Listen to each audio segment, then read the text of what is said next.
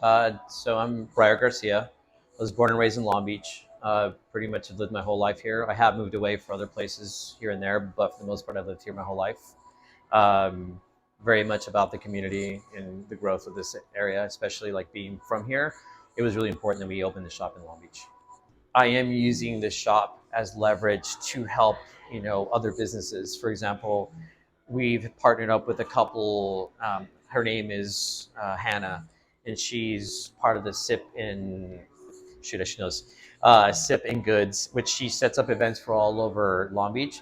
But the reason we're doing that is because she's actually activating a lot of pop-up shops, food markets, night markets that are now part of Long Beach, and she's expanding to Orange County because we know that in the beginning, like we had no help. Like our business came from nothing. It's family owned, but a lot of people didn't want to help us, and it's probably because it's like, who are you? Why are you asking these questions? We weren't anything. We didn't even have the funds to do what we needed to do marketing wise, so we had to do it all ourselves.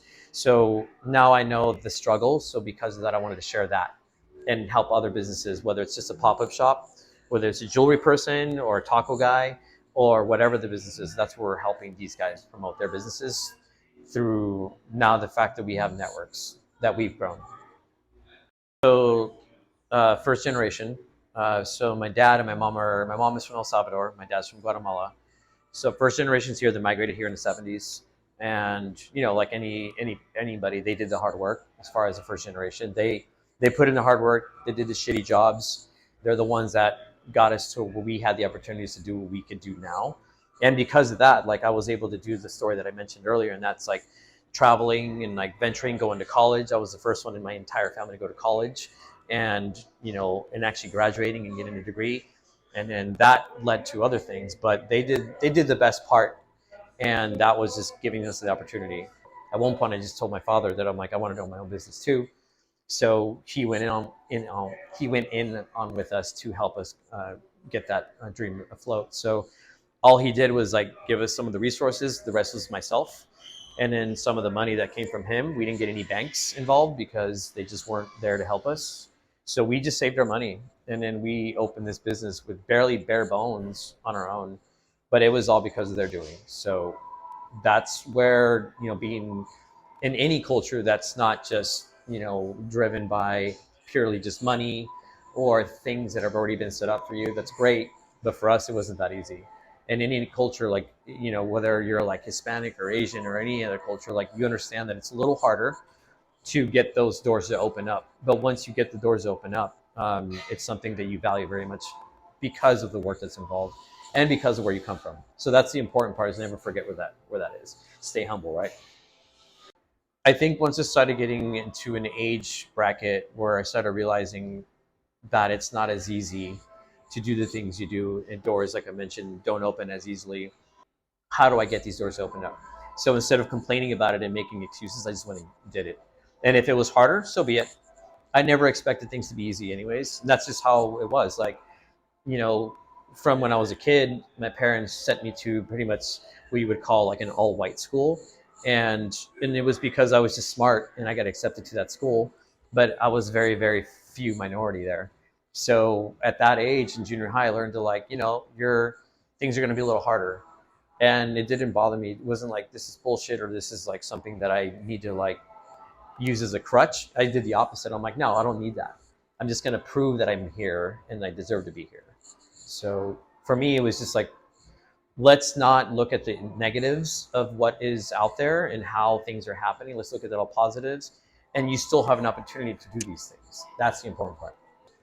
The word minority is exactly that. Like, it's like, supposedly there was less of us. We were like intentionally not able to do things because we didn't have the opportunities or the resources. And now that's different.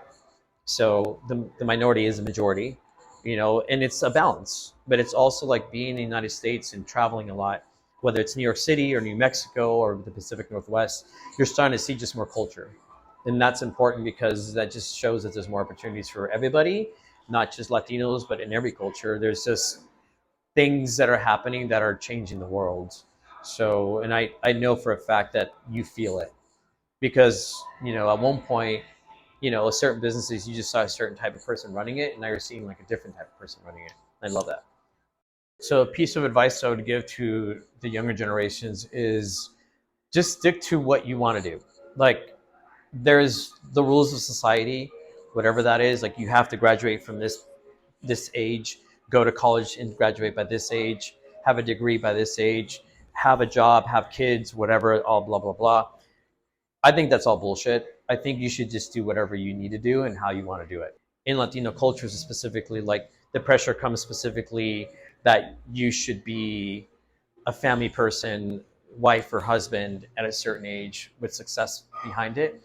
But there's also something else. Like, I've noticed it, that we are also pushed to work harder and faster than everybody else.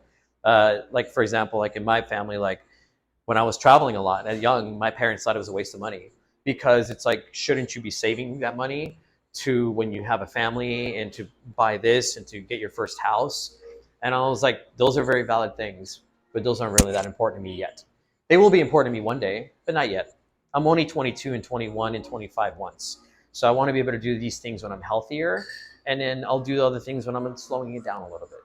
So I think that's a pressure that just comes from being in any culture, but specifically being Latino. I felt that like young, like you're supposed to be here, not there. So how you represent yourself and how you put yourself out there will actually dictate how they follow you as well, and how they will dictate themselves. So that influence is really important. Running my own business, that's been in another level of it, because you're not just Wolves Brew Coffee, and I'm the owner. There's more than that. Like, what are you doing with that name? What are you doing with that representation? Are you adding to your community? Are you just like doing it for yourself? Is it about the money, or is it about what else is bringing to the community? Like, ooh, one of my top favorite Latino dishes. So I personally, and it's not because I'm Salvadorian, or partially, I love pupusas, but I also love a good chile relleno. That's one of my faves. And then, I mean, and on this, I get it, like it's the most trendy thing, but I just love a good street taco, like straight up, like just a good street taco. So right now, I feel we're hitting a small stride in the business. And what I mean by that is we're feeling the growth of speed in this community. So a lot more people know who we are. We just did a coffee festival in LA. Our brand is starting to be a little bit more focal out in like the Long Beach community, like just neighborhoods. But more than anything, like our next level right now is to begin roasting and expanding and getting accounts that way. But it's not just about the money or about like being in other places. It's about just giving people our product and more opportunities for people to taste our products. Excuse me. And then for us, that's important because we know what we do and why we do it. And it's never been about the money. It's about just loving what we do. Like, I could easily not be behind the bar, but I love being behind the bar, making a coffee, making a latte. Um, but our next venture is roasting, and then hopefully in the next couple of years, the second location. First of all, I'm happy that it is a month now, because as I mentioned before, growing up, that wasn't a thing. You know, even just like when I went to San Francisco State, that was when they brought Cesar Chavez Day, and that was a very big thing for me, because it was like, wow, they're bringing this as a focal, like, actual person who did something and continuously has made a difference, did what he did, but now it's like it's up to us to continue that, right? That legacy. So as every Latino out there knows that, like, I wouldn't say it's pressure, but there's a lot of pride in that. So having a month be part of that in our culture now, it's amazing, because for us, it's like, it's different, right? So for anybody that knows what that is or understands these communities, it's important. I mean, and I get it too. Like, we live in Los Angeles County, where it's like very prominent, very prideful, and I love it. But that's something that I want other parts of the country to see as well. So, and it goes for any culture that's having their month, their week, or whatever, not, or their food being expanded. And I think more people are open to it now. So, and they understand why it's happening. They're like, no, I get it. Like, you wouldn't be able to have this type of food, this type of community without this culture. So, celebrating it is what we should do.